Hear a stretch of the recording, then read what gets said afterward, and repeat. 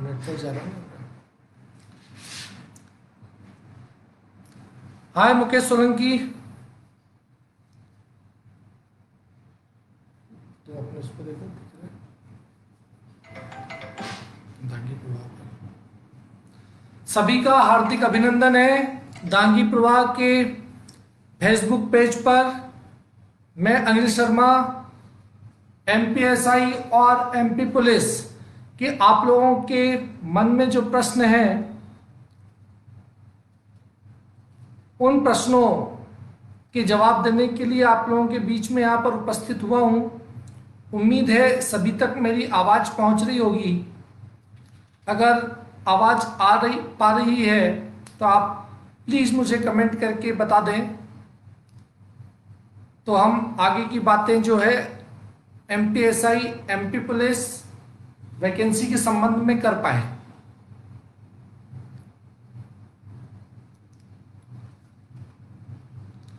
दांगी प्रवाह पत्रिका प्रतिष्ठित पत्रिका के रूप में पूरे देश में अपना स्थान बना रही है।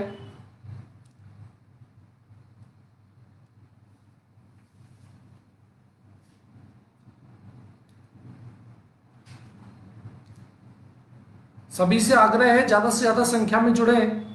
आपके द्वारा पूछे गए सभी प्रश्नों के जवाब मेरे द्वारा दिए जाएंगे। मैं कोशिश करूंगा कि आपके सभी प्रश्नों के जवाब दे सकूं। क्या आवाज़ वहाँ पर पहुँच रही है? सर देखो ना, तुम सुना दिया लिंक से चले जाओ। सच्चे में लिंक खुली पड़ी है।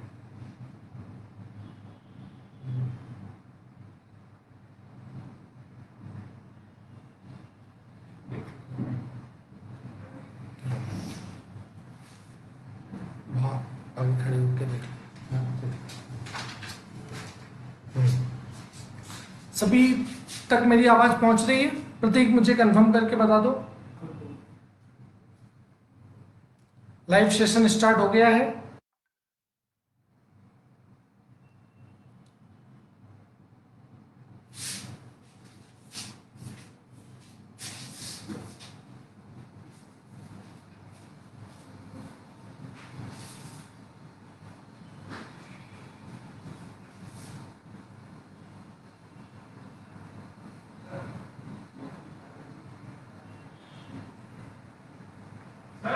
जी,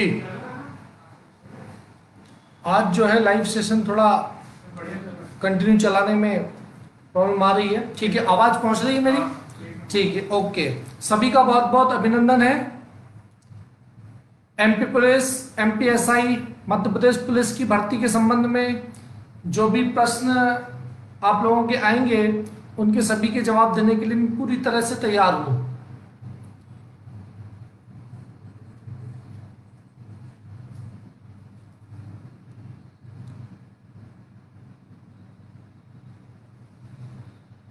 मुकेश सोलंकी जुड़ गए हैं, कमल सिंह दांगी और देवराज दांगी।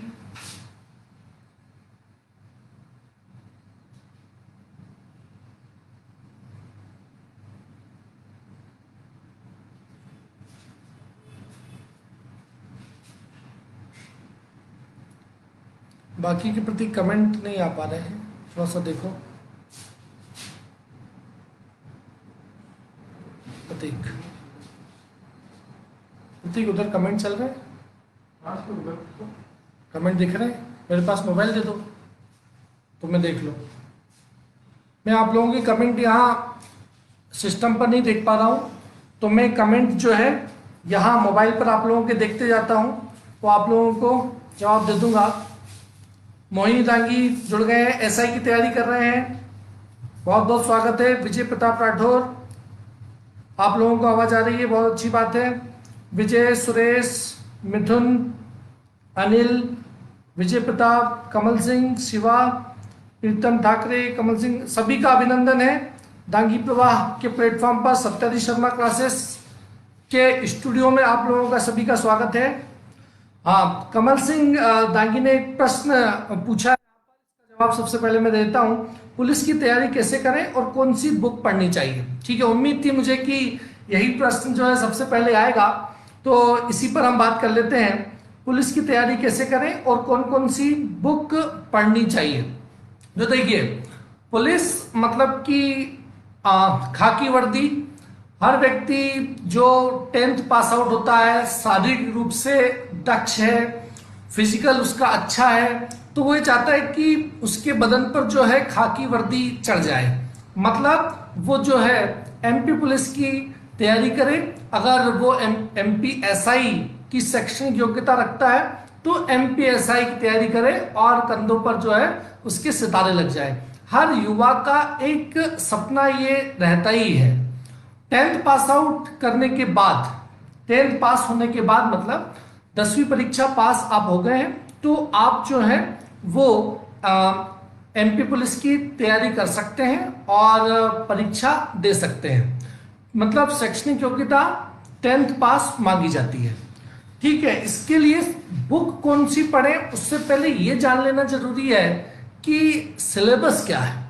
तो मैं आपको बता दूं कि आप 10th तक जो पढ़ते हैं उसकी बहुत सारी चीजें जो हैं वो काम में आती हैं एमपी पुलिस के लिए, अगर मैं आरक्षक की बात करूं तो।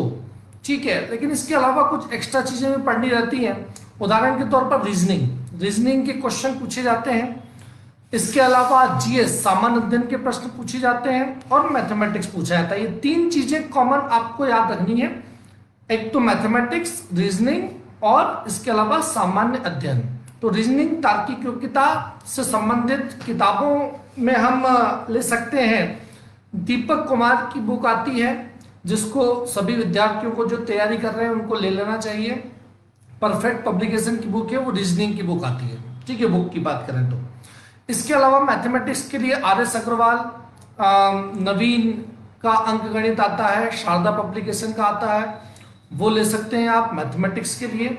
और सामान्य अध्ययन के लिए आप जो है या तो सामान्य अध्ययन के लिए एक सामान्य बुक ल्यूसेंट आती है जो सभी विद्यार्थी पढ़ते हैं, उससे तैयारी कर सकते हैं। लेकिन उसके अतिरिक्त जैसे कि मध्य प्रदेश के सामान्य अध्ययन के प्रश्न पूछे जाते हैं, तो इसके लिए आप जो है यूट्यूब पर कोई चैनल मध्य प्रदेश के सामान्य ज्ञान के लिए देख सकते हैं। जैसे कि इस समय रजत सिंह शेखावत सर बहुत अच्छा मध्य प्रदेश का सामान्य ज्ञान करवा रहे हैं, उनके चैनल का यूज कर सकते हैं। और ये मध्य प्रदेश में अलग से इसलिए बता रहा हूँ क्योंकि ये ल्यूसेंट बुक में नहीं रहता है। तो एक शुरुआत वाली बात जो है वो इन किताबों के साथ कर सकते हैं। इसके अलावा मैं सलाह देना चाहूँगा सभी विद्यार्थियों को कि वो क्या करें, पुराने पेपर एमपी पुलिस के निकाल लें जो कि व्यापम की वेबसाइट से निकल जाएंगे, और उन प्रश्नों को सॉल्व करें और उसी आधार पर अपनी तैयारी आगे कंटिन्यू करें। ठीक है, तो उम्मीद है कमल सिंह दांगी ने जो प्रश्न पूछा तो उसका जवाब जो है वो उनको मिल गया होगा। ठीक है, भगवान दांगी सर भी यहाँ पर जुड़ गए हैं, नमस्कार सर। अजीत मालिया, हेलो। तो सभी लोग जो है जुड़ते जा रहे हैं और काफ़ी प्रसार दांगी प्रवाह पत्रिका का हो रहा है। सत्यादीप शर्मा क्लासेस के स्टूडियो में यहाँ सभी का स्वागत है जो दांगी प्रवाह से संबंधित लोग हैं। इसके अलावा उसके जो सदस्यगण हैं सभी का मैं यहाँ पर स्वागत कर रहा हूँ। ठीक है, और प्रश्न मेरे पास जैसे जैसे आते जाएंगे उनका मैं जवाब देता जाऊंगा।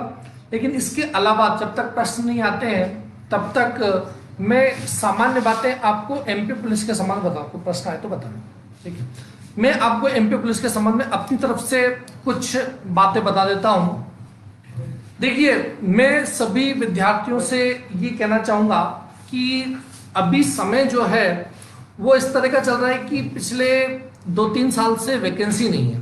2017 में एमपी पुलिस की वैकेंसी आई थी, लेकिन हम थोड़ा आशावादी रहें और हम ये उम्मीद कर सकते हैं कि बहुत जल्द ही जो है वो एमपी पुलिस एमपीएसआई की वैकेंसी आएगी।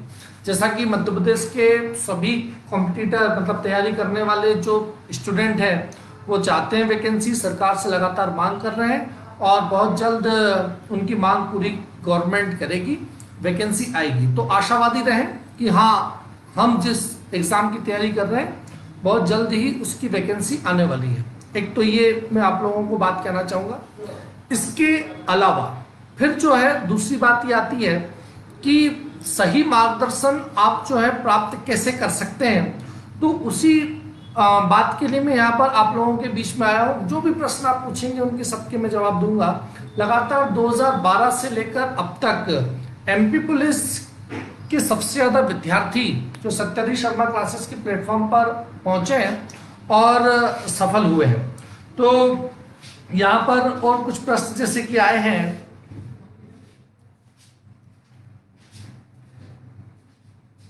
एक प्रश्न है कि वैकेंसी कब शुरू होगी। तो मैंने जैसा कि अभी बताया आपको कि अभी वैकेंसी नहीं है। पिछले बार 2017 में वैकेंसी आई थी, परंतु ये मानकर नहीं चल सकते हम कि हर 3 साल में वैकेंसी आएगी। पुलिस प्रशासन जो है इसकी जरूरत हर जगह पड़ती है। जैसे कि चाहे कहीं दंगा फसाद हुआ हो, चाहे किसी वीआईपी वीवीआईपी की सिक्योरिटी का मामला हो, चाहे आम जन की सुरक्षा का मामला हो, तो पुलिस की जरूरत तो हर जगह, चौराहे से लेकर बड़े बड़े प्रतिष्ठानों तक पुलिस जो है तैनात रहती है। और लगातार जो है रिटायरमेंट पुलिस विभाग में होते जा रहे हैं। तो नए नए जवानों की वैकेंसी तो गवर्नमेंट को देनी ही है। हाँ, देर हो सकती है, हो रही है, लेकिन अगर वैकेंसी का हम देखें तो वैकेंसी हर साल ही आना चाहिए। तो आप ये मान कर ना चलें कि 2-3 साल में वैकेंसी आएगी। अगर ऐसा हम निराशावादी रहेंगे तो हम तैयारी ठीक से नहीं कर पाएंगे। तो आपको मान के चलना है कि हर साल वैकेंसी एमपी पुलिस की आएगी। ठीक है, ये गिरिराज दांगी ने पूछा था। इसके अलावा जो है जो फॉर्म ऑनलाइन हुए हैं उनका कोई पता नहीं पड़ रहा है।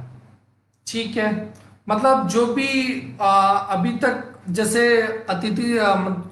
एमपी टेट वगैरह की एग्जाम हुई, शायद उसके संबंध में बात कर रहे हैं आप। अंकित यादव चरण स्पर्श कह रहे हैं, खुश रहे अंकित। विजय प्रताप एमपीपीएससी की तैयारी, विजय प्रताप ने एमपीपीएससी के संबंध में पूछा है। तो एमपीपीएससी वाला सेशन ये नहीं है हालांकि, परंतु मैं आपको एमपीपीएससी के संबंध में बता दूं कि एमपीपीएससी के लिए आप लोगों को ग्रेजुएशन कंप्लीट होना चाहिए। चाहे किसी भी आपने फील्ड में ग्रेजुएशन किया हो, यानी कि भले ही आपने बीए किया हो, बीएससी किया हो, बीकॉम किया हो, उसके बाद जो है पीएससी की तैयारी कर सकते हैं। विभिन्न प्रशासनिक पदों के लिए मध्य प्रदेश लोक सेवा आयोग परीक्षा आयोजित करवाता है और उस परीक्षा के 3 चरण होते हैं। पहला चरण होता है प्रीलिम्स का। प्रीलिम्स ऑब्जेक्टिव टाइप होता है। ऑब्जेक्टिव टाइप मतलब मल्टीपल चॉइस क्वेश्चन होते हैं। एक प्रश्न पूछा जाता है, उसके 4 विकल्प दिए होते हैं। तो वो जो पहला चरण होता है वो वैकल्पिक प्रश्न उसमें होते हैं, ऑप्शनल टाइप का होता है। फिर उसके बाद जब पहला चरण आप पास कर लेते हैं तो एक मेंस की परीक्षा होती है। मेंस लिखित होता है और लिखित परीक्षा को पास करने के बाद तीसरा और अंतिम चरण होता है इंटरव्यू का। तो इंटरव्यू में आप पास जब हो जाते हैं तो आप विभिन्न प्रशासनिक पदों पर आपकी नियुक्ति होती है। ये एक लंबी प्रक्रिया है और इस पूरे प्रोसीजर को जब एमपीपीएससी वाला सेशन चलेगा तब मैं आपको विस्तार से बताऊंगा। अभी एमपी पुलिस एमपीएसआई के संबंध में जो भी आप प्रश्न करेंगे उनका मैं विस्तार से जवाब दूंगा। एमपीपीएससी का क्योंकि आपने प्रश्न पूछा था तो मैंने संक्षिप्त में आपको बता दिया। ठीक है, इसके अलावा सोनू दांगी कह रहे हैं कि समाज में एकता क्यों नहीं रहती। देखिए, हम भारतीय हैं और अलग अलग समाज के लोग भारत में रहते हैं और ये तो भैया एकता तो होनी चाहिए। अगर समाज में एकता नहीं होगी तो फिर समाज आगे कैसे बढ़ेगा। तो मैं इनके संबंध में कहना चाहूंगा कि भैया समाज में एकता तो रखो। धन्यवाद देवराज दांगी जी कह रहे हैं, आपने समय दिया, बहुत बहुत धन्यवाद। ठीक है, एक प्रश्न आया है देवराज दांगी जी का ही। सर, एमपी पुलिस और अन्य राज्य की पुलिस की सिलेबस में क्या अंतर होता है। ठीक है, इसके अलावा विष्णु दांगी जी ने प्रश्न पूछा है किस सब्जेक्ट की तैयारी करें। आपकी कॉन्टेक्ट नंबर भी बता दीजिए। बिल्कुल ठीक है, ठीक है। हाँ, तो मैं आपको बता दूं प्रश्न के संबंध में। विष्णु दांगी जी ने प्रश्न पूछा है किस सब्जेक्ट की तैयारी करें और कॉन्टेक्ट नंबर। तो देखो, सत्याधीश शर्मा क्लासेस एक प्रतिष्ठित संस्थान है, व्यापम के एग्जाम्स के लिए और विभिन्न सिविल सर्विसेज के लिए, जैसे कि एमपीपीएससी, एसएससी, रेलवे, बैंकिंग आदि के लिए। इंदौर में यह संस्थान है और यही मेरा पता है। और आप जो है जब सर्च करेंगे किसी भी प्लेटफॉर्म पर, गूगल पर या फेसबुक पर या यूट्यूब पर, तो वहाँ से आपको कॉन्टेक्ट नंबर अवश्य ही मिल जाएंगे। ठीक है, तो मेरा कॉन्टेक्ट का तो कोई दूर दराज वाला मामला नहीं है, सभी के आप लोगों के करीब ही मैं हूँ। और इसके अलावा राजगढ़, व्यावरा और पूरे क्षेत्र में सैकड़ों हजारों विद्यार्थी जो हैं संस्थान में पढ़ चुके हैं और अध्ययनरत हैं। ठीक है, इसके अलावा किस सब्जेक्ट की तैयारी करें, इन्होंने प्रश्न विष्णु दांगी जी ने ये भी पूछा है। तो मैं बताना चाहूँगा आपको कि तैयारी के लिए सबसे पहले तो मन बनाएं। मतलब वास्तव में आप किस फील्ड में जाना चाहते हैं, मतलब आपकी कौन सी नौकरी करने का आपका मन है। इसके अतिरिक्त मन बनाने का सबसे बड़ा प्रश्न है, इसके अतिरिक्त जो अन्य समस्याएं वो बहुत छोटी छोटी हैं। मतलब मैं ये नहीं कह रहा हूं कि कंपटीशन एग्जाम निकालने में कोई अड़चन परेशानी नहीं आती है, परंतु यदि मानव व्यक्ति यदि ठान ले तो कोई भी लक्ष्य बड़ा नहीं है और बहुत आसानी से आप जो है अपने लक्ष्य तक पहुंच सकते हैं। तो आप पहले तो ये तय कर लें कि आपको किस फील्ड में जाना है, कौन सी नौकरी को पाना है। गवर्नमेंट जॉब का जो चाव विद्यार्थियों में है वो इसलिए भी है क्योंकि सरकारी नौकरी, गवर्नमेंट जॉब में स्थायित्व है। स्थायित्व है मतलब 60 साल 62 साल तक आपको वो नौकरी किसी भी परिस्थिति में आपके पास रहेगी और आप जो है वो सरकारी कर्मचारी कहलाएंगे। समाज में बड़ा नाम होता है और विशेषकर जब वर्दी वाली पोस्ट होती है यानी कि एमपी पुलिस, एमपी एसआई, तो फिर तो क्या ही कहने, फिर तो चारों तरफ जो है आपकी वाहवाही हो जाती है। उसी वाहवाही को लूटने का प्रयास भी विद्यार्थी करना चाहेंगे। इसके अलावा जन सेवा भी आपके मन में हो सकती है। ये भी एक प्रबल धारणा है जो कि एमपी पुलिस की तरफ सभी विद्यार्थियों को आकर्षित करती है। तो सरकारी नौकरी में स्थायित्व, इसके अलावा एमपी पुलिस में जन सेवा, इसी धारणा के साथ यदि आप मेहनत करेंगे और सही मार्गदर्शन के साथ मेहनत करेंगे तो अवश्य ही लक्ष्य को प्राप्त कर जाएंगे। क्या क्या सब्जेक्ट पढ़ने हैं ये अगर बात करें तो मैंने आपको बता दिया, एमपी पुलिस में 3 सब्जेक्ट होते हैं, मैथ्स, रीजनिंग और सामान्य अध्ययन। ठीक है, अगर आप चाहेंगे तो इसको भी मैं और विस्तार से बता दूंगा। और एमपीएसआई का इसके अलावा बता देता हूं, एमपीएसआई में क्या क्या पढ़ना रहता है। तो एमपी पुलिस और एमपीएसआई में क्या अंतर है। एमपी पुलिस जो होता है वो 10th के पास बाद में कर सकते हैं और एमपीएसआई जो है वो ग्रेजुएशन के बाद कर सकते हैं। एमपीएसआई में कंधे पर 2 स्टार लगते हैं, 2 इस तरफ 2 इस तरफ, और एमपी पुलिस में जो है साधारण वर्दी आपके पास रहती है। सीधी सी बात है, एमपी पुलिस आरक्षक यानी कि कांस्टेबल का पद एक छोटा पद है और एमपीएसआई का पद जो है थोड़ा बड़ा पद है। मतलब कांस्टेबल से हेड कांस्टेबल बनते हैं, हेड कांस्टेबल से एएसआई 1 स्टार बनते हैं, उसके बाद 2 स्टार बनते हैं यानी कि सब इंस्पेक्टर बनते हैं। तो दोनों के सिलेबस में भी इसी तरह से थोड़ा अंतर है। एमपी पुलिस में केवल मैथ्स, रीजनिंग, सामान्य अध्ययन पूछा जाता है और एमपीएसआई में मैथ्स, रीजनिंग, सामान्य अध्ययन के अतिरिक्त हिंदी और अंग्रेजी विषय भी पढ़ने होते हैं। हिंदी भी पढ़ना रहता है, इंग्लिश भी। हिंदी के नंबर फिक्स है, 70 नंबर की हिंदी आती है और 30 नंबर की इंग्लिश आती है। तो एमपीएसआई और एमपी पुलिस दोनों में ये अंतर आपको स्पष्ट हो गया होगा। ठीक है, इसके अतिरिक्त और प्रश्न देखते हैं। अंकित यादव जी का प्रश्न है, एसआई की तैयारी के लिए दिन में कितना टाइम दें। ठीक है, बहुत अच्छा प्रश्न है ये अंकित यादव जी का कि एमपीएसआई की तैयारी के लिए दिन में कितना समय दें। देखिए, ये प्रश्न सामान्य तौर पर विद्यार्थियों के मन में आता है क्योंकि जो सिलेक्टेड कैंडिडेट होते हैं वो कई बार कहते हुए इंटरव्यू में नजर आते हैं कि मैं एक दिन में 16 घंटे पढ़ता था, मैं एक दिन में जो है वो 18 घंटे पढ़ता था, कोई कहता है कि मैं 14 घंटे पढ़ता था तब मेरा सिलेक्शन हुआ। तो ये 16 घंटे, 14 घंटे, 18 घंटे तक भी कोई बता देता है। ये सुनकर एक सामान्य विद्यार्थी जो है वो बहुत ज्यादा ही सशंकित हो जाता है, बहुत ज्यादा परेशान हो जाता है। उसके मन में कई सारी जो है बातें घिर आती कि क्या मैं इतना पढ़ पाऊंगा, क्या मैं इतना समय दे पाऊंगा। तो उन्हीं सब विद्यार्थियों को मैं यहाँ पर कहना चाहूंगा, 14 घंटे, 16 घंटे, 18 घंटे जो है वो पढ़ाई के लिए आवश्यक नहीं है। सबसे ज्यादा आवश्यक है कि आप कितने डेडिकेशन के साथ, आप कितने अंतर मन के साथ तैयारी में लगे हुए हैं। आपके मन में जुनून होना चाहिए।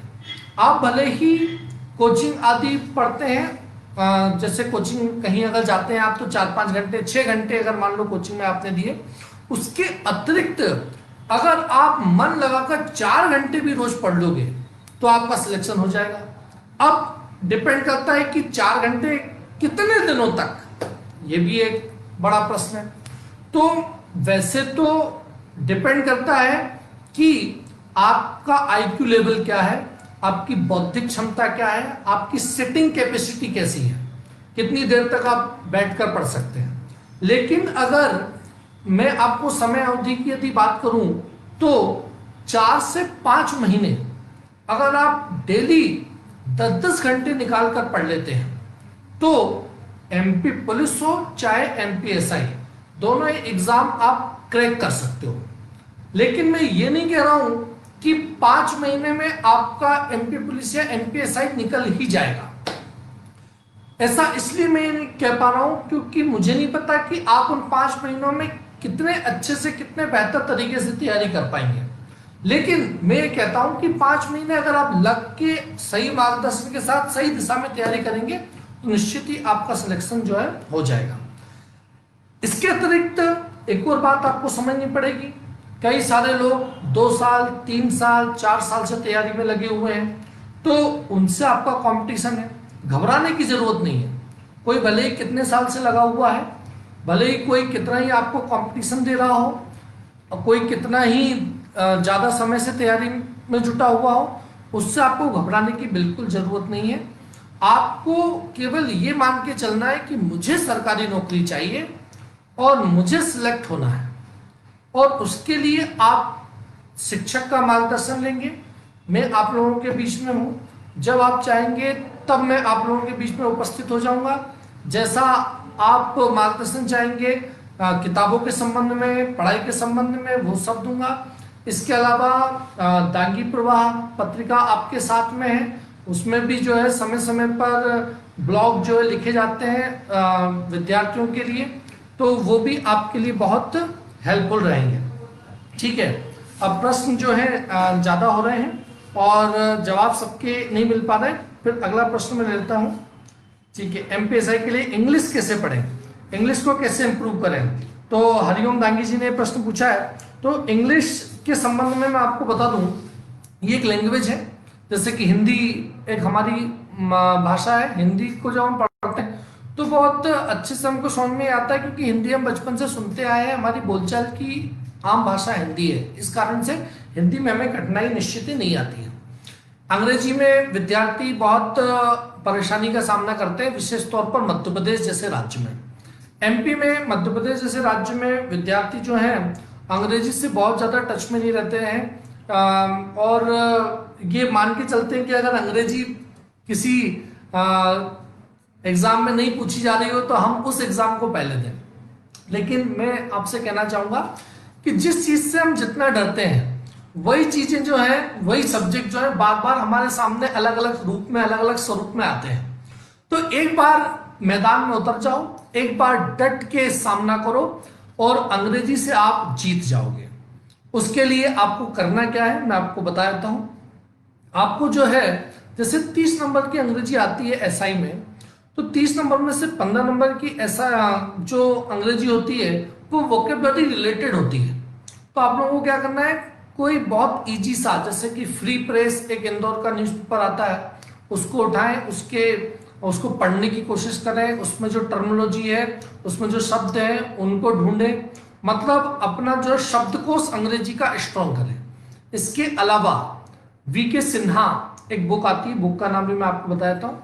तो वीके सिन्हा बुक आती है इंग्लिश की, उस बुक से आप अंग्रेजी की ग्रामर से संबंधित चीजें पढ़ सकते हैं। इसके अलावा यूट्यूब पर आप बहुत सारे लेक्चर उपलब्ध हैं। बुंदेला सर इस समय सत्तरी शर्मा क्लासेस के प्लेटफॉर्म पर अंग्रेजी के लेक्चर्स उपलब्ध करवा रहे हैं, बहुत बेसिक से करवा रहे हैं, टेंसेस से उन्होंने स्टार्ट किया है, वो लेक्चर भी आप देख सकते हैं। ठीक है, इसके अलावा प्रश्न है नागेश्वर सिंघाड़ा जी के। नमस्कार नागेश्वर जी। जयेश खरत भी जुड़ गए हैं। एनआरआई लागू हो जाएगा तो सिलेबस चेंज हो जाएगा सर, बिल्कुल ठीक है। इसके संबंध में भी मैं बात कर ही लेता हूं जब प्रश्न आ गया है। तो देखिए, एनआरए और सीईटी के संबंध में केंद्र सरकार ने निर्णय लिया है कि पूरे देश में जो है एक ही एग्जाम हो जाएगा और सबका एक जैसा सिलेबस होगा, लेकिन अभी सिलेबस उन्होंने दिया नहीं है। ठीक है, इसके अलावा दूसरी बात जो है, मध्य प्रदेश सरकार ने शिवराज सिंह चौहान जी ने, आदरणीय मुख्यमंत्री जी ने कहा है कि हम जो है एनआरए के माध्यम से जो परीक्षा होगी उसी के माध्यम से राज्य की परीक्षाओं में भी चयन विद्यार्थियों का कर लेंगे। परंतु उस बात को लेकर अभी स्थिति बहुत स्पष्ट नहीं है। विद्यार्थी लगातार मांग कर रहे हैं कि ऐसा ना किया जाए, और जो लोग पिछले 2-3 साल से तैयारी में जुटे हुए हैं, जिन्होंने अलग अलग सब्जेक्ट पढ़ लिए हैं, जैसे हिंदी पढ़ लिया है, एमपीएसआई के लिए रीजनिंग पर ज्यादा फोकस कर दिया है, एमपी पुलिस के लिए, तो उन लोगों के लिए एक बार, कम से कम एक बार, ये हम लोगों की भी मांग है कि कम से कम एक बार उन लोगों के लिए वैकेंसी जो है वो पुराने पैटर्न पर ही निकालें। तो अगर ऐसा हुआ तो हम लोगों के लिए कोई दिक्कत नहीं होगी, और फिर उसके बाद एनआरए जब आ जाएगा तो फिर जो है स्थिति जैसी भी होगी वैसी समझ लेंगे। मेरा एक ही कहना रहता है कि हमको सरकारी नौकरी प्राप्त करनी है। अब सरकारी नौकरी, ये देखना आगे बढ़ा, इसमें भी कमेंट आने लगे हैं।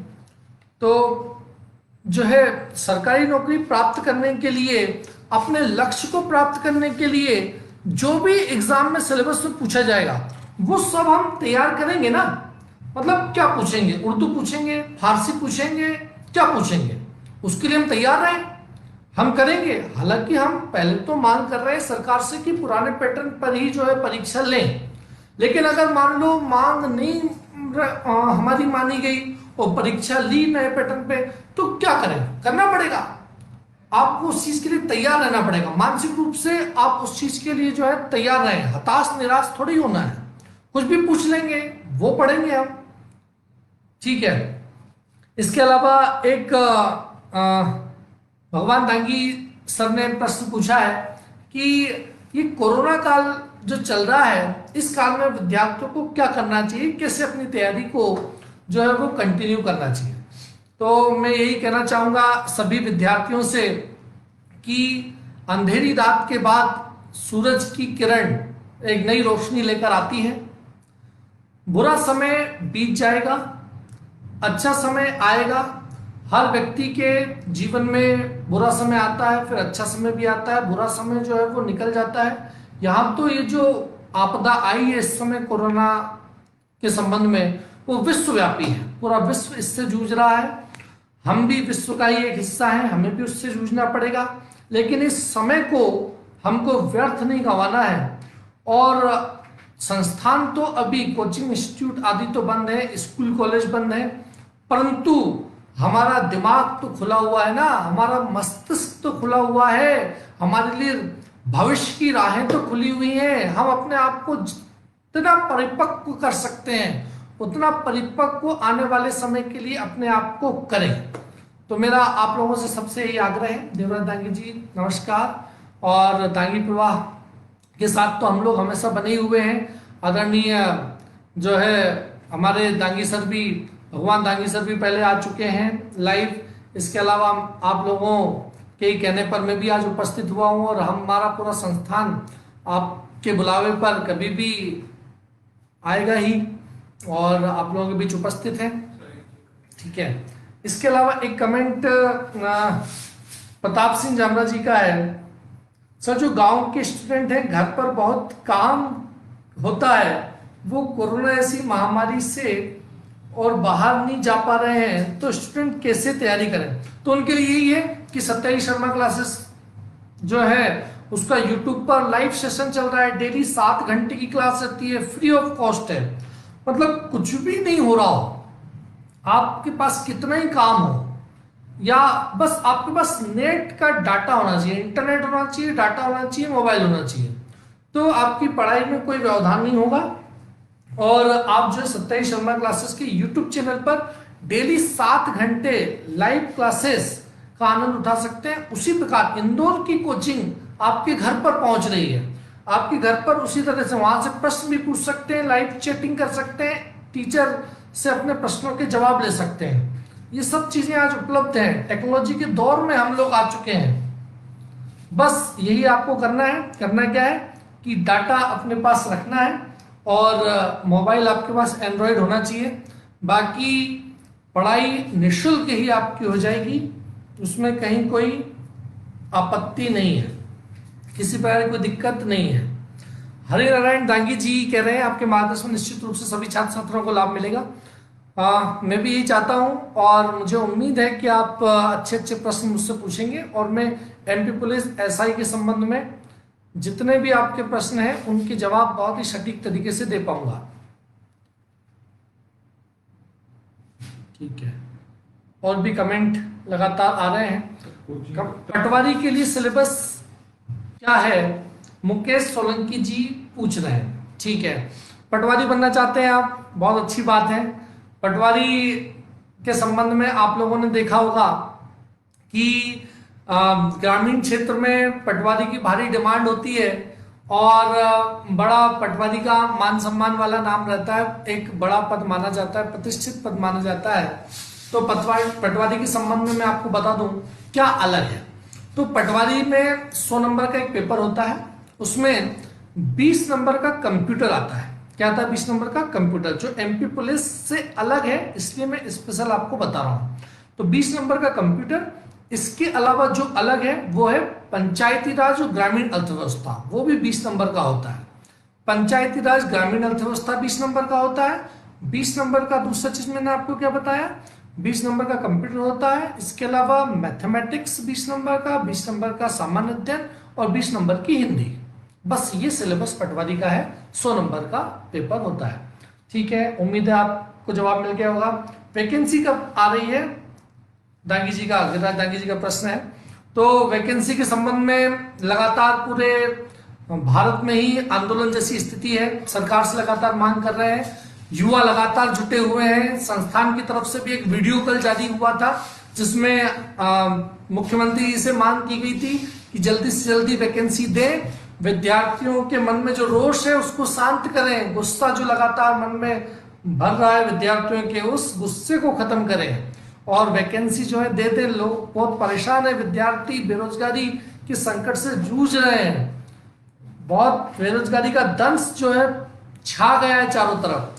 तो उसको खत्म करने के लिए वैकेंसी गवर्नमेंट को जल्दी से जल्दी देनी चाहिए, हम लोग यही चाहते हैं। और आप वैकेंसी आए उससे पहले ही अपनी तैयारी बहुत सशक्त कर लो। देखो मेरा ये कहना है कि वैकेंसी थोड़ी लेट आएगी, ठीक है, जब भी आएगी, लेकिन वैकेंसी जब आए तो हमको लेकर जाए, हमको छोड़कर ना जाए। कहीं ऐसा ना हो कि हम फिर अगली वैकेंसी का इंतजार करें, इसलिए आप लोगों को बिल्कुल लग जाना है। हरिओम दांगी जी पूछ रहे हैं कि एसआई के लिए इंग्लिश कैसे पढ़ें और इंग्लिश को कैसे इंप्रूव करें। तो देखिए अंग्रेजी के संबंध में बता दूं, प्रैक्टिस मैक्सिमम परफेक्ट।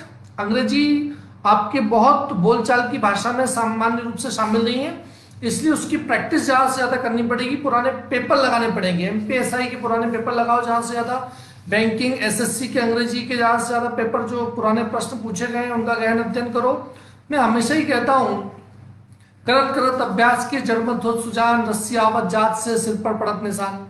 मतलब आपको क्या करना है कि प्रैक्टिस करनी है। जैसे कि आप तैरना सीखना चाहते हैं तो आपको तालाब में कूदना पड़ेगा ना, तो आप ऑब्जेक्टिव टाइप की परीक्षा देना चाहते हैं तो आपको क्या करना चाहिए, आपको ऑब्जेक्टिव टाइप के प्रश्न ज्यादा से ज्यादा लगाने चाहिए, प्रश्नों की गहराई को समझना चाहिए। तो मेरा यही आपसे मार्गदर्शन है कि आप क्या करें कि जैसे सत्याई शर्मा क्लासेस के ऑनलाइन प्लेटफॉर्म पर जो इंग्लिश के लेक्चर चल रहे हैं, बुंदेला सर पढ़ा रहे हैं, वो पढ़ें, वीके सिन्हा की बुक ले लें, और इसके अलावा पुराने पेपर लगाएं, ज्यादा से ज्यादा प्रैक्टिस करें, ठीक है।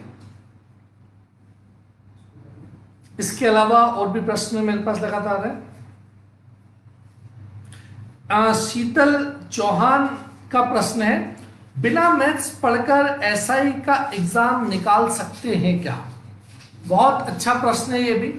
ये प्रश्न इसलिए अच्छा है क्योंकि एमपीएसआई में हिंदी 70 नंबर की आएगी, इंग्लिश 30 नंबर की आएगी, ये 100 नंबर तो पूरे हो गए। ये तो स्पष्ट है कि हिंदी 70 नंबर की, अंग्रेजी 30 नंबर की, बाकी जो 100 नंबर बचे, टोटल 200 नंबर का पेपर होता है, तो बाकी जो 100 नंबर बचे उसमें मैथ्स भी है, रीजनिंग भी है, उसमें सामान्य अध्ययन के सारे सब्जेक्ट हैं। तो मैथ्स के कितने प्रश्न पूछे जाएंगे ये व्यापम ने कहीं भी स्पष्ट नहीं किया है कि मैथ्स के कितने प्रश्न आएंगे। हो सकता है कि मैथ्स के प्रश्न ना भी आए, और यह भी हो सकता है कि मैथ्स के 25 क्वेश्चन आ जाए, 30 क्वेश्चन आ जाए। तो मैं यही कहना चाहूंगा शीतल जी से कि अगर आप बिना मैथ्स के तैयारी के आप एमपीएसआई का एग्जाम देना चाहते हैं, तो ये आपकी किस्मत, आपके लक पर डिपेंड करता है कि मैथ्स के उस पर वहां कितने प्रश्न पूछे जाएंगे। मतलब अगर मैथ्स के प्रश्न पूछे गए तो फिर तो आप सीधे ही परीक्षा से बाहर हो जाएंगे, और अगर मैथ्स के प्रश्न नहीं पूछे गए तो फिर आपकी किस्मत अच्छी मानी जाएगी और आप जो है परीक्षा पास कर सकते हैं, पेपर निकाल सकते हैं। परंतु इस तरह से किस्मत के भरोसे बैठकर हम आज मेहनत छोड़ दें, ये बिल्कुल ही कतई ही अच्छी बात नहीं है। तो आपका मैथमेटिक्स सब्जेक्ट हो सकता है कि वीक हो, परंतु मैं फिर वही कह रहा हूं कि हम स्वर्ग चाहते हैं, तो उसके लिए आपको पता है कि स्वर्ग कब मिलेगा। मतलब स्वर्ग तभी मिलेगा ना जब व्यक्ति मरेगा। और आप सोना हो, यदि सोना हो मतलब नींद से सोना नहीं, अगर आप गोल्ड हो तो आपको आग से डरने की जरूरत नहीं है, क्योंकि जितना सोना जितना आग में ज्यादा तपेगा उतना ही ज्यादा निखरेगा। तो आग की भट्टी में तपने के लिए तैयार रहो। सारी वैकेंसी जो भी आएंगी, जो आप परीक्षा देंगे वो निकल जाएगी, उसमें आप पास हो जाएंगे, निश्चित ही सफलता को अर्जित आप करेंगे। ठीक है। राजेश राठौड़ जी पूछ रहे हैं कि कोचिंग कब तक चालू हो जाएगी। तो कोचिंग जो है उसके संबंध में बता दूं, अभी निर्णय नहीं हुआ है सरकार का, परंतु उम्मीद है कि अक्टूबर के मंथ में कोचिंग निश्चित तौर पर स्टार्ट हो जाएगी। तो सभी लोगों के प्रश्नों के जवाब हो गए होंगे, और अभी काफ़ी लंबा सेशन ये चल गया, करीब करीब 45 मिनट का ये आप लोगों का सेशन हो गया है। तो सभी के प्रश्नों के जवाब निश्चित तौर पर पूरे हुए होंगे। ठीक है, तो यहीं पर आज सेशन समाप्त कर देते हैं। और अगर आप लोगों के और भी प्रश्न होंगे और आपकी और जिज्ञासाएं होंगी, तो अगले सेशन में जब आप चाहेंगे तब मैं आप लोगों के बीच में उपस्थित हो जाऊंगा और उन प्रश्नों के जवाब आप लोगों को निश्चित तौर पर दूंगा। ठीक है, सभी का बहुत बहुत धन्यवाद इस सेशन में शामिल होने के लिए। दांगी प्रवाह की ओर से, सत्यारी शर्मा क्लासेस की ओर से मैं सभी का बहुत बहुत धन्यवाद करता हूँ। नमस्कार।